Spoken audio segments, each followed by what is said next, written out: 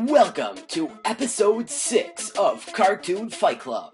As usual, if you're new to this series, be sure to check out one of our earlier episodes. But if you know how the game is played, then let's get ready for the fight.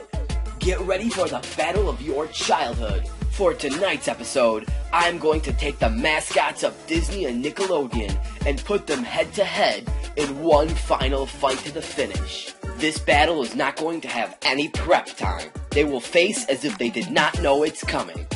So without further ado, let's meet Cartoon Fight Club's 6th round of fighters. Because he was created first, let's start things off with Mickey Mouse. Michael Theodore Mouse, aka Mickey Mouse, may seem like a kind, adorable guy in front of the kids, but when he gets down to business, this is one mouse you do not want to mess with. Mickey Mouse is a jack of all trades. Let's start things off with the Sorcerer Hat. The Sorcerer Hat is a very magical item. It is also the source to most of Yen Sid and Mickey Mouse's power. The hat is for magical use, and with it, one can be very powerful. Because this battle will not have prep time, it is highly unlikely that Mickey Mouse will be carrying this hat with him, since it's usually kept safe in Yen Sid's fortress. This is not too big of a deal, because Mickey can perform many magical attacks without the Sorcerer Hat. Speaking of which, this is why we bring you the Keyblade. The Keyblade is a mysterious weapon, heavily featured in the Kingdom Hearts series. Sora, King Mickey, and many other characters throughout the series wield the Keyblade, and it is an important element to the battle between darkness and light.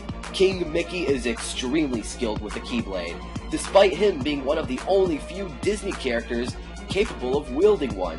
He uses his size and agility to maximize his advantages and wear down his foes. Mickey Mouse is known for using flipping and spinning attacks, and he usually finishes off his foes with wide strokes of his blade.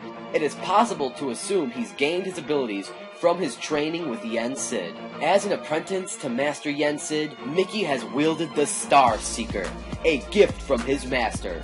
The Star Seeker is far more powerful than a normal Keyblade, and it is also Mickey's primary choice for quick thrashing attacks. Mickey also has an enchanted paintbrush that serves as one of his main weapons in combat. The paintbrush has two main functions, blue paint and green thinner.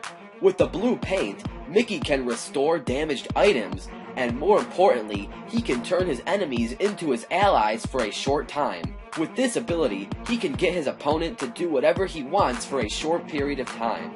With the green thinner, Mickey can literally dissolve many types of substances. He can also dissolve away his foes, literally erasing their physical bodies from existence. The only downfall to both the blue paint and the green thinner is that they are both in short supply, and they both run out quickly. Mickey Mouse is an extremely skilled offensive fighter. In fact, he is one of the best hit-and-run attackers ever created. But when it comes to defense, that is where he slightly drops the ball. Mickey is not the best defender around. Overall, he shows average defensive tactics. His small frame is not as durable as his friends Goofy and Donald. What Mickey lacks in defense, he makes up with grit and bravery. This guy is not afraid of anything. Speaking of brave warriors, let's kind of talk about the opposite of that. Spongebob is a clueless, abnormal, immature, fun-loving, and hyperactive character with a happy-go-lucky personality. He's an extremely determined person and will often stop at nothing to accomplish a task. According to SpongeBob's driver license, he was born on July 14th, 1986. But that's not the only surprising thing you are probably thinking about right now. The more important thing is how can a 4-inch tall sponge even have a feasible fight against a mouse that is 7 times taller than him? Well, thanks to SpongeBob's NicToon friend Jimmy Neutron, whenever SpongeBob needs to become larger or needs to fight on land, he can cover himself with Jimmy's Neutronic Moisture Sealant.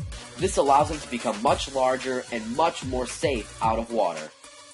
Due to his soft, pliable frame, SpongeBob is capable of shape-shifting, has some degree of invulnerability, and is able to absorb many types of physical impacts. Most notably shown in the episode The Bully, when Flats the Flounder kept on hitting SpongeBob, SpongeBob absorbed all of his blows and found it funny. SpongeBob can also quickly regenerate parts of his body that have been injured or removed. SpongeBob is so durable that he has survived over 1,258,000 deadly car crashes. Due to his spongy regenerable form, it seems like he is practically immortal. But this is not the case. There is one thing that can clearly kill SpongeBob, and that is direct exposure to light. When directly under light, he begins to dry up and slowly but painfully die. As long as SpongeBob stays moist, this should not be a problem. Now that we discussed SpongeBob's defensive feats, let's go over his offensive tactics. SpongeBob is known to be extremely weak. He has trouble lifting the lightest of things, such as twigs and marshmallows. SpongeBob is a master of karate. He has earned his black belt, but because he is so clumsy, he does not always act like a black belt when fighting. SpongeBob can use his trusty spatula as a sword to fight off his foes. This has gotten him out of a ton of trouble. The most powerful feat in SpongeBob's arsenal is his super form, and that is the Invincibubble. The Invincibubble is much stronger, faster, and more agile than regular SpongeBob, and the Invincibubble is far more durable. The Invincibubble is so strong that he can bend steel, and is fast enough to dodge cannonballs.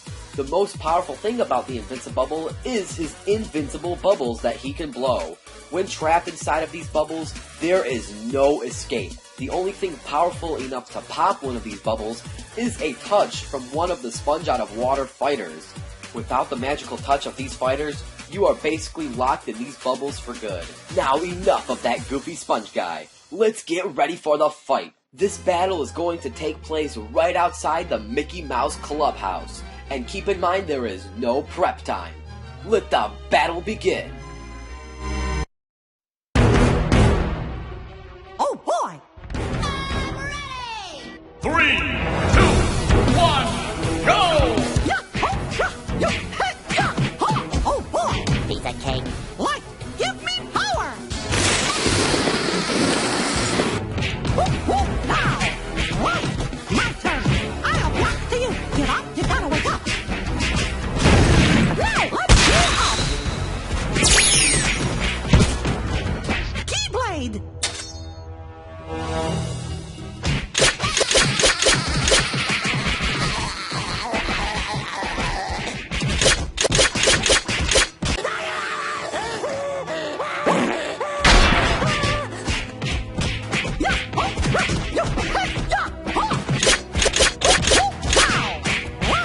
My turn!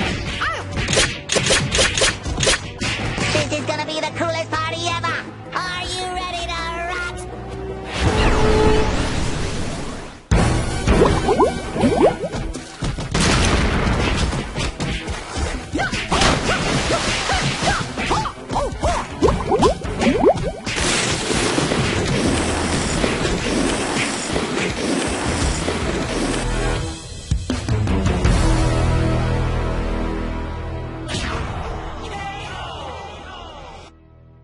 Oh, yeah. Oh boy, hot diggity dog. It looks like the winner of this fight is SpongeBob, I guess. Technically, SpongeBob is the winner of this fight, but since Mickey Mouse did not die, theoretically it is a tie. But since SpongeBob trapped Mickey under his will, that makes SpongeBob our technical winner. The main reason why SpongeBob won this fight is because no matter how many attacks Mickey Mouse threw at him, he just kept taking all the blows like it was nothing. To be fair though, if this fight took place before the second SpongeBob movie, before the creation of the Invincibubble, there could have been a total different outcome. And if this fight had prep time, Mickey Mouse would have had his sorcerer's hat in combat. So, if you want to see a battle with prep time, then comment down below the word rematch. And if this episode gets 250 rematch comments, there will be a rematch. Keep in mind, a rematch does not guarantee a win for anyone, but it will change the outcome a lot. Also, don't forget to comment down some suggestions for future Cartoon Fight Club matches. Stay tuned because details of the next episode are going to be revealed. On the next episode of Cartoon Fight Club, we are going to feature Cybertron, Star Wars, Nintendo, Dora the Explorer? What do all four of these things possibly have in common? And why are they going to be in the next episode of Cartoon Fight Club?